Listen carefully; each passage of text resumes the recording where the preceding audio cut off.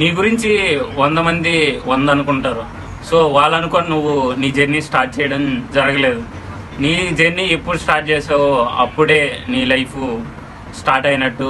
మధ్యలో వాళ్ళు చెప్పారు, వీడు చెప్పాడు, వాడు చెప్పాడు, వీడు చెప్పాడు అని చెప్పి జర్నీని నువ్వు స్టాప్ చేసావు అనుకో, నువ్వు అనుకుని నువ్వు స్టాప్ చేసినట్టు లేదు, వాళ్ళు అనుకొని వాళ్ళు చెప్పింది నువ్వు స్టాప్ చేసినట్టు ఉంటుంది. సో నీ జర్నీ నీ ఇష్టం, నీ జర్నీ నువ్వు ఎలా జర్నీ చేయాలనేది నీ డిసైడ్ పైన. నువ్వు వెళ్ళేటప్పుడు తీసుకునే దారిలో ఆ డెసిషన్స్ అనేది నీకు చాలా చాలా యూజ్ అవుతాయి. అలానే నువ్వు గమ్యాన్ని చేరుకోవడానికి కూడా నువ్వు తీసుకునే డెసిషన్స్ కూడా నీకు చాలా హెల్ప్ అవుతాయి. సో వాడు చెప్పాడు, వీడు చెప్పాడు, వాళ్ళు చెప్పారు, వీళ్ళు చెప్పారు, ఆపేద్దామని చెప్పేస్తే నీ జీవితం కూడా అలానే ఆగిపోతుంది. సో రేపంటూ నీ సైడ్ బ్యాక్ సైడ్ ఎవరెవరో ఎన్నెన్నో మాట్లాడుకుంటారు. సో అన్నీ నువ్వు మైండ్లో తీసుకొని నీ ఆలోచన నువ్వు మార్చుకునేసావు అనుకో, నువ్వు అక్కడే ఉండిపోతావు, వాళ్ళు ఎక్కడన్నా ఉంటారు. సో రియాలిటీలో బతుకు. ఈరోజు ఏం జరుగుతుంది, రేపేం జరుగుతుంది, ప్రజెంట్ ఏం జరుగుతుంది, ప్రజెంట్ మైండ్ సెట్లో ఉండడానికి ట్రై చేయి.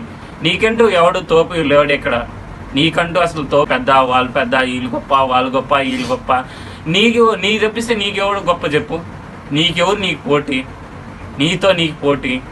నీతో నీకు పోటీ అసలు చెప్పుకోవాలంటే నీతోనే. నువ్వు అసలు ఎవరితో కూడా నువ్వు కంపేర్ చేసుకునే అంత ఉండకూడదు. ఎందుకు చెప్తున్నానంటే, ఇప్పుడు నీతో నువ్వే పోటీ పడినావు అనుకో, నీకే తెలుస్తుంది నువ్వు గెలిచినా ఓడినా కానీ సాటిస్ఫాక్షన్ అనేది ఒక లెవెల్లోనే ఉంటుంది. సో అంటే ఫైనల్గా నీతోనే పోటీ, నీతోనే పోటీ.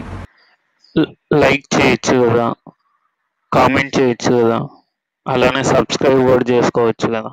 Thank you for watching.